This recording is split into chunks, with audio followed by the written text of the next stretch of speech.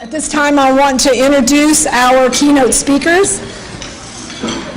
First one up will be Robert Ross, is the Associate Director for Outreach at the Paleontological Research Institute, PRI, its Museum of the Earth in Cayuga Nature Center. PRI offers Earth system education to audiences of all ages and backgrounds in a wide variety of exhibitions, presentations, professional development, and written resources. In addition to overseeing the outreach program at PRI since 1997, Ross has participated in various national initiatives to improve earth science education, such as development of the National Earth Science Literacy Principles. He is founder and a co-editor of the 10-volume set of PRI's teacher-friendly guides on topics of regional earth science, evolution, and climate change, and is co-author of the books The Teacher-Friendly Guide to Climate Change, Past, Present, and Future, and The Science Beneath the Surface, a very short guide to the Marcellus Shale. Ross received his PhD in Earth and Planetary Sciences from Harvard University, did a postdoctoral fellowship in paleoclimatology at the University of Kiel, Germany, and was on the Faculty of Sciences at Shizuoka, I'll get it right in a minute, Shizuoka University, Japan, before arriving in Ithaca. He also teaches classes at Cornell University and Ithaca College. And then second up will be Dugan Haase. Don is the Director of Teacher Programs at the Paleontological Research Institution in its Museum of the Earth in Cayuga Nature Center in Ithaca, New York. He also currently serves as President of the National Association of Geoscience Teachers. Don's work in public outreach, teacher education, teacher professional development, and curriculum materials development marries deep understandings of how people learn with deep understandings of Earth systems. He is a nationally regarded expert in climate and energy education, place-based and technology-rich Earth and environmental science education. He has led education professional development programming throughout the U.S.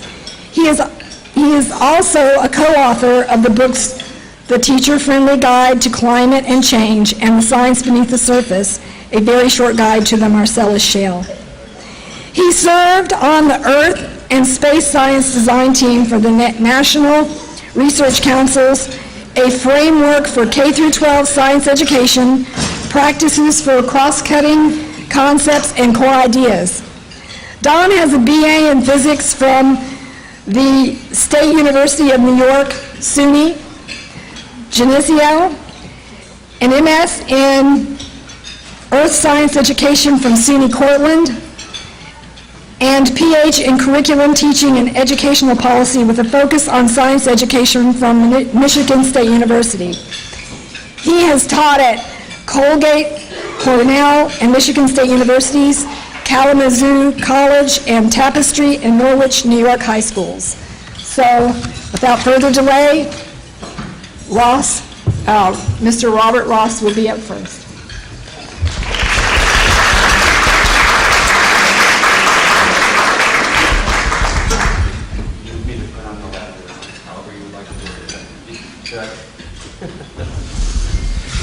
I'm afraid that's all the time we have.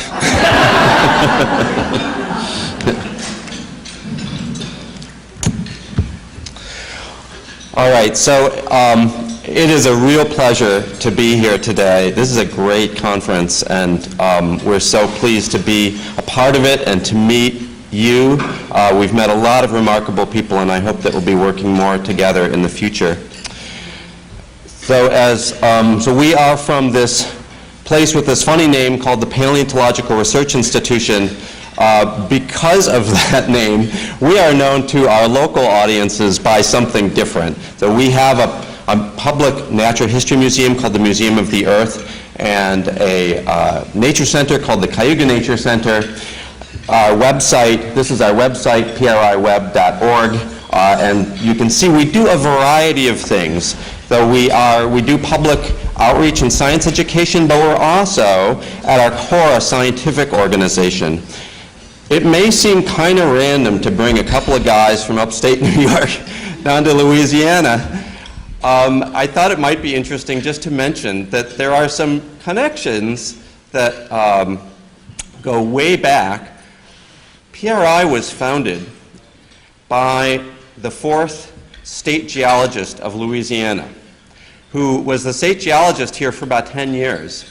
Now, PRI has some of the largest research collections of fossils in North America, and we're especially strong in the fossils of Louisiana.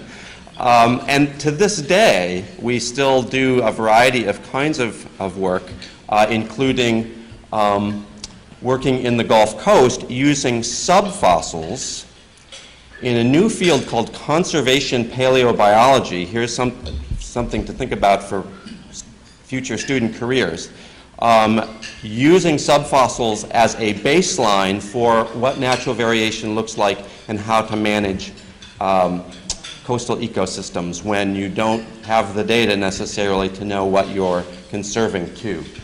So this guy here is Gilbert Harris. He is the founder, and you'll notice he's sitting in the field. It's kind of funny to see people in their dresses and suits and so on in the field from 100 years ago. I guess Gilbert Harris was kind of an ornery guy, but one of his redeeming features was that he was an advocate for women in science back in the day when that was kind of unusual.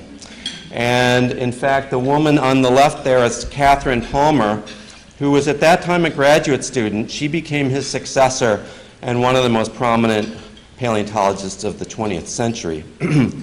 And because of that history, we've been working on a project called Daring to Dig. We have a website, Daring to Dig, and these links, by the way, are in a Google document that Don is going to share with you in case you want to come back to any of these places. Don, could you pull up the Daring to Dig book? There's the website. And so there we go. So we just recently released this book called Daring to Dig, Adventures of Women in American Paleontology. We're really excited about it.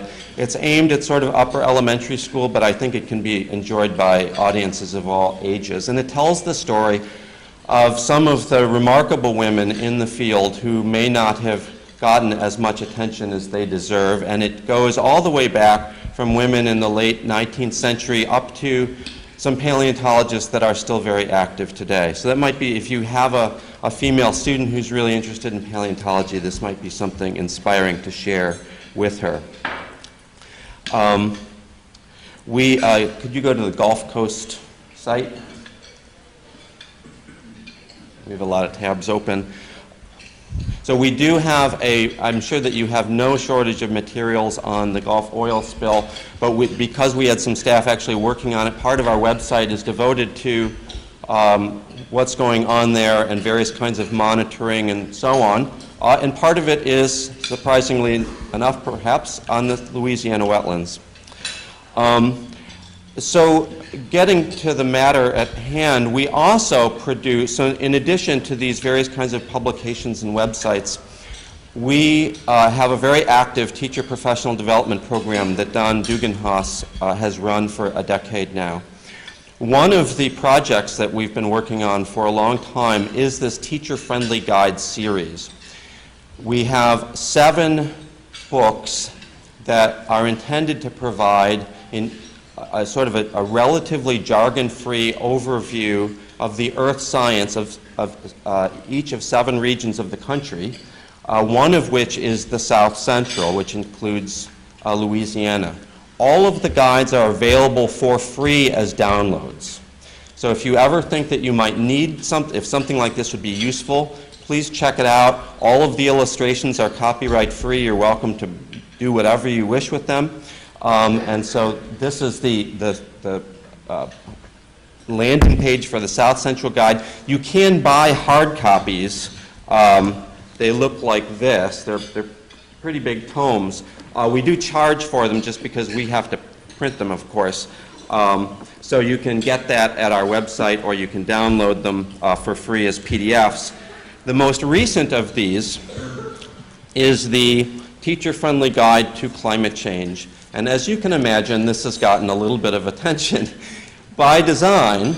So some of you may know that there's been a mailing by an organization known as the Heartland Institute, which has been distributing misinformation on climate change to schools across the country. Our book came out about the same time. It's very much based in science. It's NSF funded, working with Cornell climate scientists. And so we've got the basics of climate science in here together with some thoughts about how to talk about climate change, which is so contentious with your students, and Don is going to talk more about that. You can download the climate change guide also as a PDF. We're fundraising to be able to send one of these books and plus some CDs to every high school in the country. We're actually a quarter of the way there. We're not, haven't done Louisiana yet, but we hopefully are on our way. So if you're interested in that, please look us up. And with that, I'd like to introduce you to Don Dugan Haase, who has really become nationally renowned for his work in this area. And he's a leader of the field, has been the president of several different organizations. But Don isn't just a president in the technocratic sense. He will engage your mind in ways that will leave you thinking. And with that, I will hand it over to Don.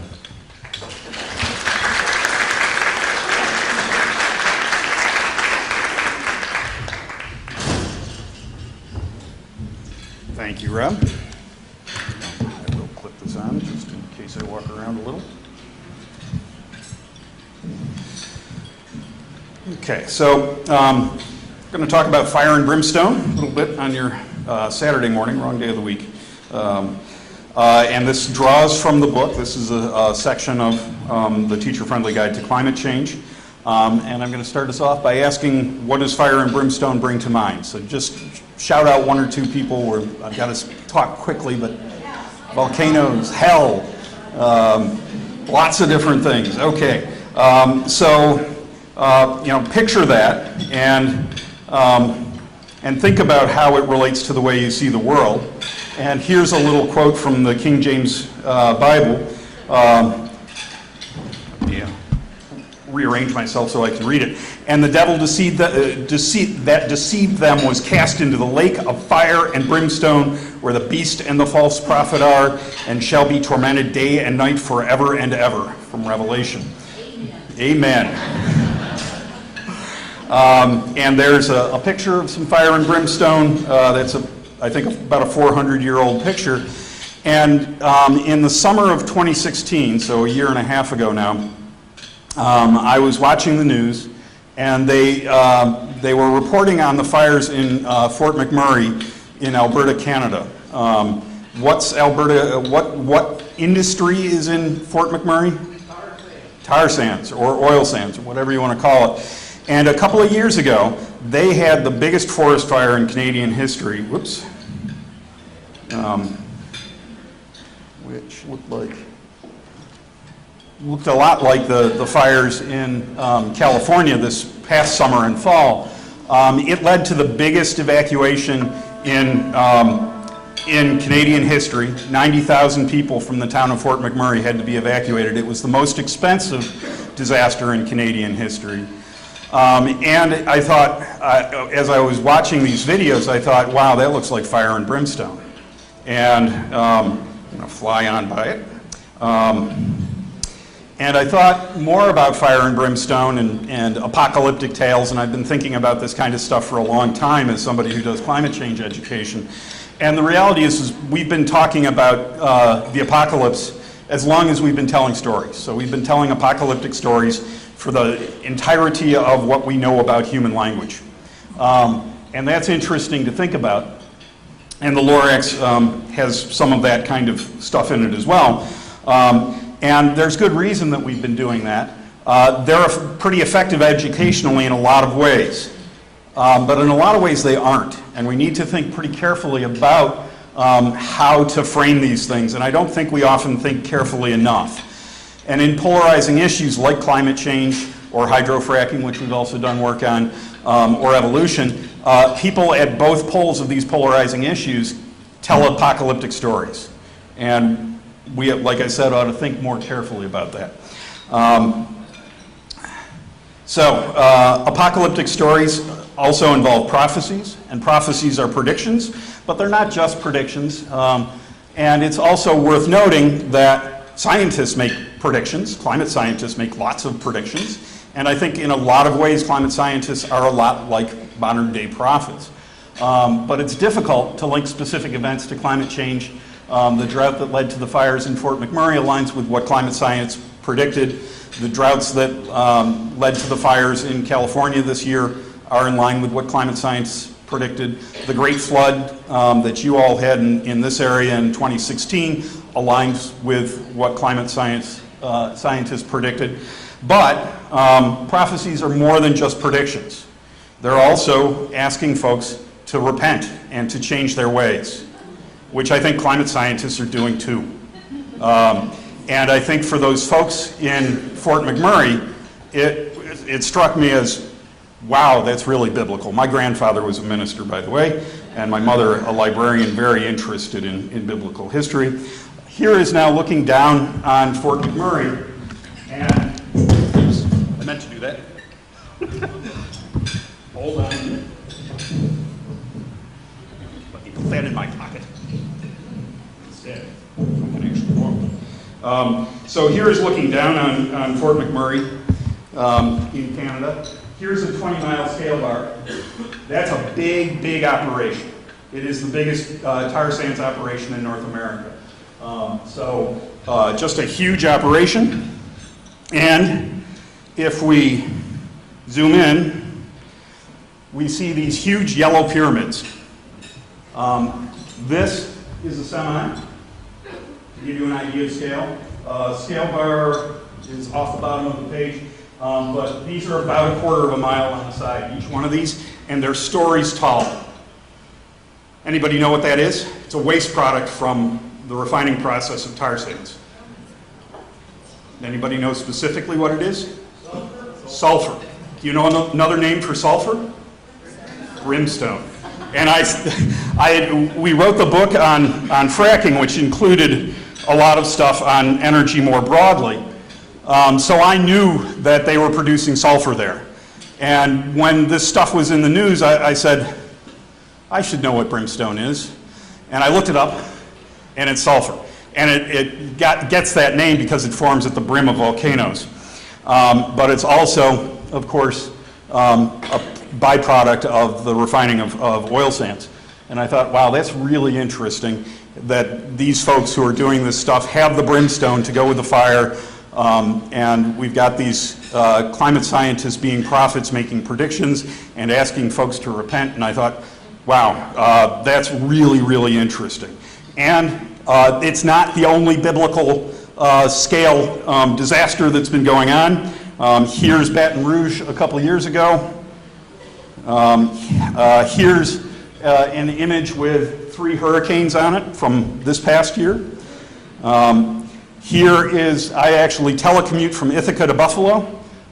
This is taken from a plane flying into Buffalo when we had the November knife storm in 2016, November of 2016.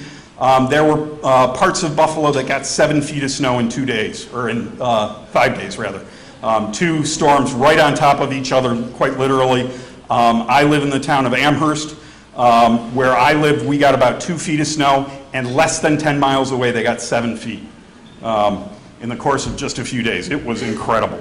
And this picture over here, if you can't tell what that is, somebody opened their door, and that's a wall of snow.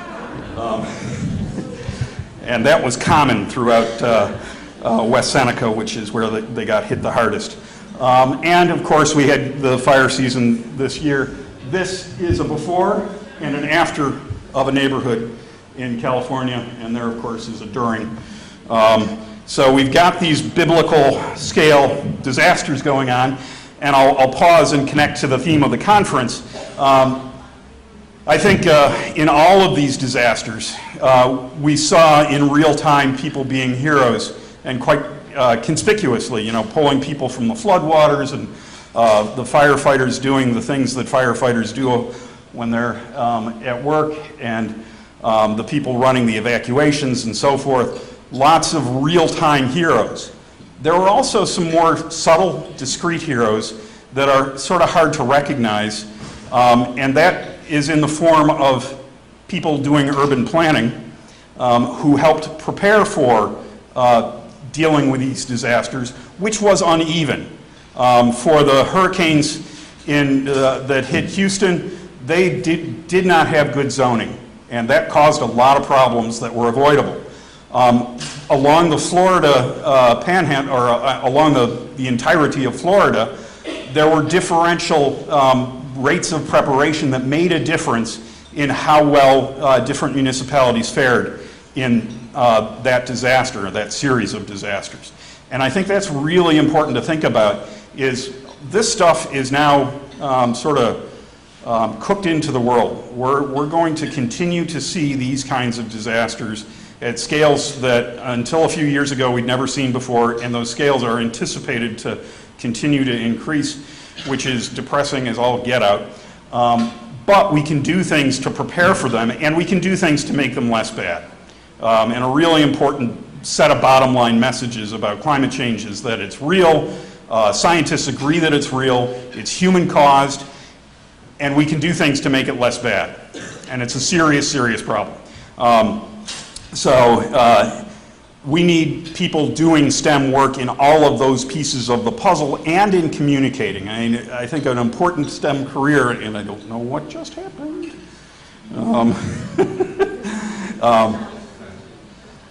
Oh yeah, it thinks it's, because I'm not clicking anything there, it goes to sleep. That's my fault. It should come right back. So I think a really important STEM career that can help us save the world is the people in this room. And we need to remember that for our future students too, is that environmental education is tremendously important for making the world a better place. Having said all that, I think it's important to recognize too that oil does not equal evil.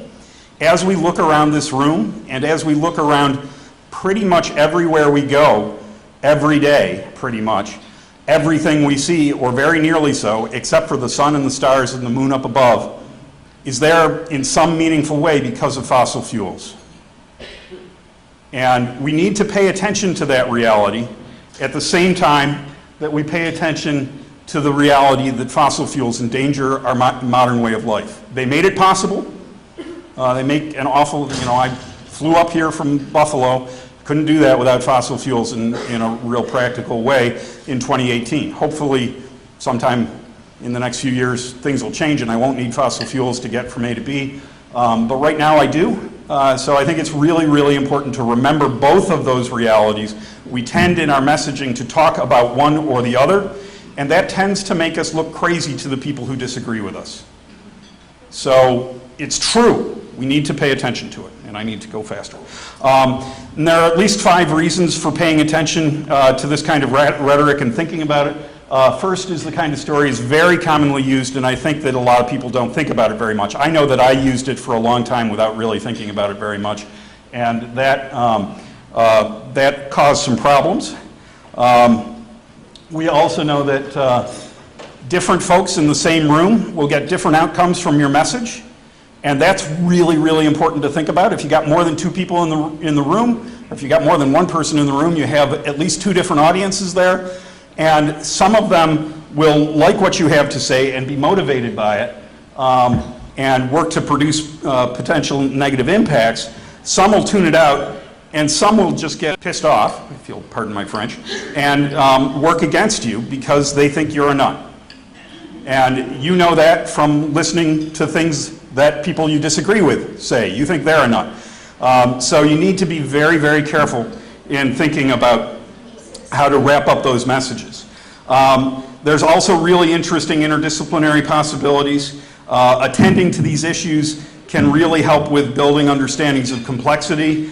And actually, let me just say one more thing about that, is that as educators, we're driven to simplify the seemingly complex, which is really, really important to do an awful lot of the time. But the world is a wickedly complex place, and we simplify too much, and sometimes we need to complexify the seemingly simple. Looking at hydrofracking for natural gas versus renewable energy, for example, we can't make the renewable energy infrastructure fast enough to be able to flip a switch and have it be there tomorrow. We need to use the infrastructure we have to make the infrastructure we need.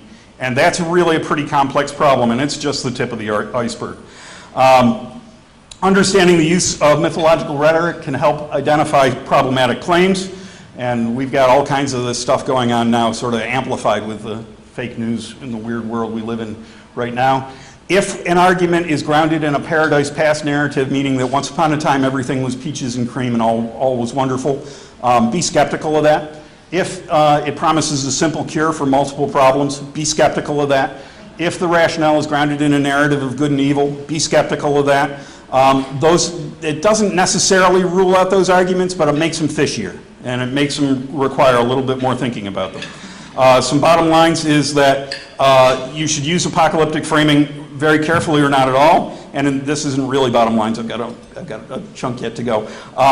But moral framing is still important, and that's where we're going next. An example of moral framing that is not so apocalyptic is coming up in a moment here, and I think it's very important too to recognize that while we've prophesized the end of the world for as long as we've been telling stories, it hasn't happened yet. And that ought to give us pause and go, if we think the end of the world is coming, well, my grandfather thought that, and his grandfather thought that, and his grandfather, and their grandmothers, and so on and so on and so on up the line. So we really need to, I think, pay attention to that reality. And the folks I was talking with at breakfast this morning, we talked a tiny bit about the Tale of Two Cities, and we're going to sort of look at the best of times and the worst of times and recognize that we live in wonderful, horrible times right now, and we always have. And this is essentially reading from the book, and I apologize for reading so directly, but I'm going to do it anyway, if I can get it big enough. So teaching about climate change can be horribly depressing work. It seems as though we are marching headlong into hellish times and are not sufficiently rising to the challenge. This, to some degree, is the nature of things. We have always lived in horrible times, if you look at it that way, which I tend to do. We have also always lived in wonderful times. Sometimes I can remember that, but not always. Reminders are helpful, so I'm going to remind you now. When the situation becomes dire, as it seems to be doing now, we have a history of rising to meet the ominous challenges. It's my hope that we're in the process of rising to meet those ominous challenges now. And I wish this would, I'm going to turn around. To consider the concept of wonderful, horrible times, I'll quickly step through 5 generations of my own family history. My great-grandfather, Advocacy Loomis, was born in 1843 in Connecticut, and my great-grandmother, his wife, Minnie Hardy, was born in 1847 in Ohio. Slavery was still firmly entrenched in the American South, and Advocacy and his brother, Lucius, both fought for the Union Army. Lucius died at the Andersonville prison camp. Clearly, these were horrible times, and sorry, I'm a Union guy.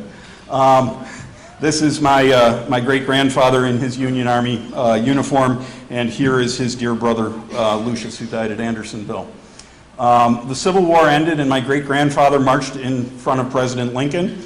An interesting bit of trivia is that my mom just died last month, and her sister and her cousin are still around, and they knew my great-grandfather.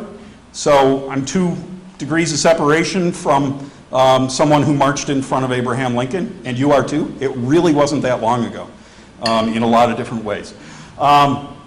So Advocacy and Minnie married in 1871 and honeymooned in Niagara Falls. They went on to have 5 daughters and 4 sons and were married for more than 50 years. The brood included twins, Ruth and Ralph, born in 1891. Ralph was my grandfather. I don't know if his life was wonderful, but it did have some wonderful outcomes. And there they are on their honeymoon. Pretty cool, huh? My grandfather also saw the tragedy of war, serving in a machine gunner's unit in World War I. He also saw pestilence, helping to manage an impromptu hospital during the Spanish flu epidemic in Louisiana, by the way. His twin Ruth died as a young woman, but as these horrible things were going on, wonderful things were happening too. Nellie Brown, my grandmother, was the only woman in the University of Missouri's Rocky Mountain Field Camp, I believe that was 1917, in full-length skirts and dresses. And Grandpa went on to earn a master's degree in agricultural economics and then a divinity degree. As an extension agent, he was effective in helping bring an end to swine cholera. He married Nellie and they had 4 children, including twins of their own, Carolyn and Marilyn, my mother, who were born in 1931. And my grandparents were married for more than 50 years. Grandpa managed a dairy co-op and preached in several churches and returned to agricultural extension work at the University of Missouri in 1936. And Grandma taught physical geography and more. And there's my mom and her twin. And there's Adolf Hitler. Hitler rose to power in Europe and the Japanese bombed Pearl Harbor, bringing the U.S. into World War II, and my grandfather was fired from the extension as, quote, according to the director of the extension didn't need any pacifists, remembering that he was in a machine gunner's unit in World War I. A few years later, my father, Roger, enlisted in the Navy, though fortunately the war was in its final year. These were horrible times. But the war ended, though my dad served until just before the Korean War began. My folks met at the University of Missouri, Dad attending on the GI Bill. And there's the Cuyahoga River on fire, one of many that caught fire throughout the U.S. And Jim Crow was still festering in the South, and Joe McCarthy was feeding the Red Scare, and rock and roll was coming up, and life expectancy was growing, and the skies were black with smoke and smog, and rivers caught fire, and my parents married and had 6 kids, beginning with my brother in 1952 and ending with me in 1963, just a few months before President Kennedy was killed. And Dad worked on technologies to see people through the forests of Southeast Asia, and my brothers were worried about but were not called for the draft. And Mom was a university librarian who wrote books about books, and Martin Luther King Jr. and Bobby Kennedy were killed, and riots, and there was Woodstock and the Civil Rights Act and the Environmental Protection Agency. They were wonderful, horrible times, and Mom and Dad were married for more than 50 years. I'm the cute one. And Richard Nixon and Kent State and free love and disco, the lakes and rivers got cleaner and the bald eagle came back, and eventually I got married and we had 2 wonderful kids, Kiana born in 2001, just a few months before September 11th, and Nellie in 2004 as the country grew more and more mired in America's longest war. And there's the Village People. All along we worried about the fate of our children in these turbulent times, whatever time it happened to be. All along, horrible things were happening that looked like the end of the world, and each time it looked like the end of the world, we did things to make it not be the end of the world. And okay, it never really looked like the end of the world, though it may have looked like the end of the civilization. So that doesn't really need saving. This might. Most people are beautiful. Yes, horrible things are happening now, and this is a hard paragraph to get through, over and over and over again. This was largely written in July of 2016, in the aftermath of a series of horrible shootings. And it looks to be an unending series of horrible shootings, and I wish that it would stop being that. But violent crime is actually at its lowest level in decades, which is pretty wonderful. And 2016 went down as the hottest year on record, which brought unprecedented droughts and floods and fires to various parts of the world, which is pretty horrible. And my daughters are kind, hardworking, smart, happy, and engaged in things that matter and make the world a better place, and they're beautiful. And hopefully your kids are too, and so are you. And there's the temperature map for 2016. There are horrible things happening in the world. When the horror becomes clear to enough people, we do something about it to make it less horrible. Let's do that now and celebrate the wonderful things too. And we all want to be on the right side of history for the ones we love. And that's us at Niagara Falls. And I'm going to very quickly just point to this other thing and then I'll be done. Rules of thumb for talking and teaching about controversial issues. We've been working on controversial issues for many years. The history of the organization, and it was really built around evolution, which has some controversial stuff associated with it. We've been doing climate change education for a couple of decades now, and we've also been working on energy education, particularly related to hydraulic fracturing. And that has pointed us to a few rules of thumb, and I'll put up the link for all the stuff we've talked about in this presentation in a minute. So you'll be able to download a PDF of this as well as look at the presentation. So very quickly, rule number one is be nice, but there are limits. And some subpoints to that is know your audience. Nice means different things to different people. For the most part, people aren't lying when they say crazy things to you. They believe it. And you should treat them as if they're telling you what they believe to be true, even if it's obviously false. We all believe things that are obviously false, and that's very, very important. Advocacy can deepen convictions more than understanding. So you want to be very careful how you talk about things. Don't let the bastards get you down. It's tough. You got to have a support system because people will call you all kinds of things. We need to complexify the seemingly simple. Move from debate to discussion. As a general rule, don't do debate in your classrooms and in your teaching situations unless you structure it very, very carefully, because you'll end up getting people more entrenched without getting them much smarter. Controversial issues are always interdisciplinary. Don't forget about the importance of the simple. The only truly environmentally friendly energy that there is the energy that we don't use. And we don't talk about that nearly enough. Not nearly enough. And just an example of that that connects to evidence matters to the next one. So let me go to the next one, and it really ties to both of these. Evidence matters, but evidence alone is not enough.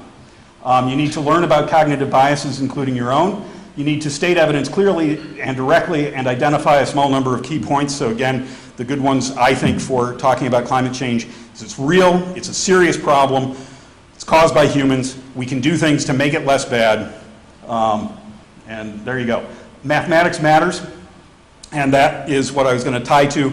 I live 150 miles from the Bruce Nuclear Generating Station in Ontario. It's a 6.3 gigawatt plant. It's the largest currently operating nuclear power plant in the world.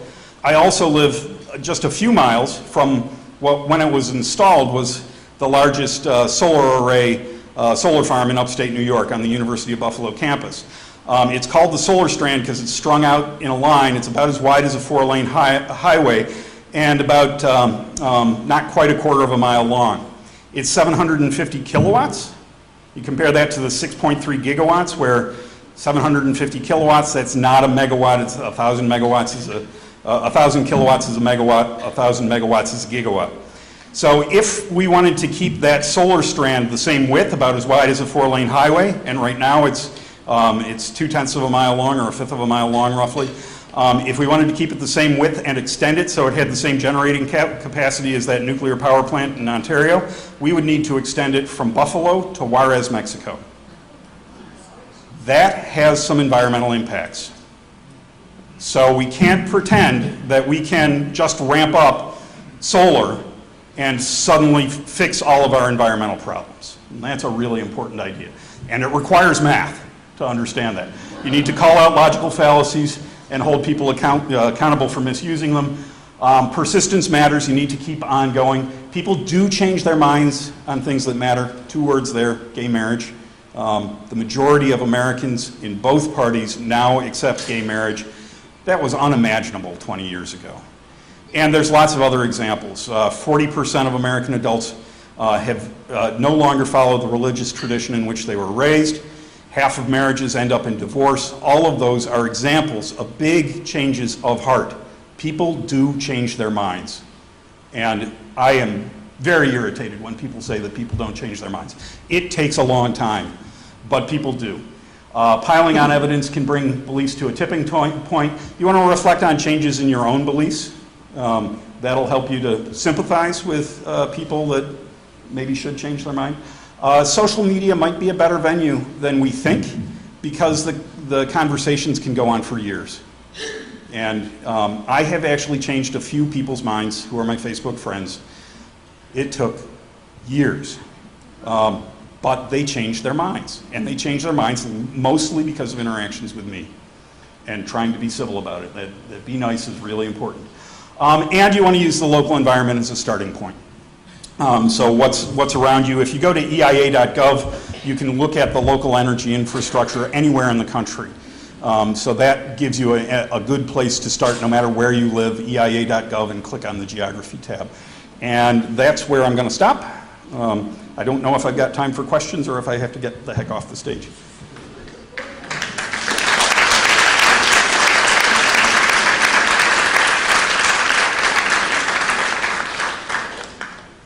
That is from chapter 11 of the book, which again is free online and you can order hard copies as well.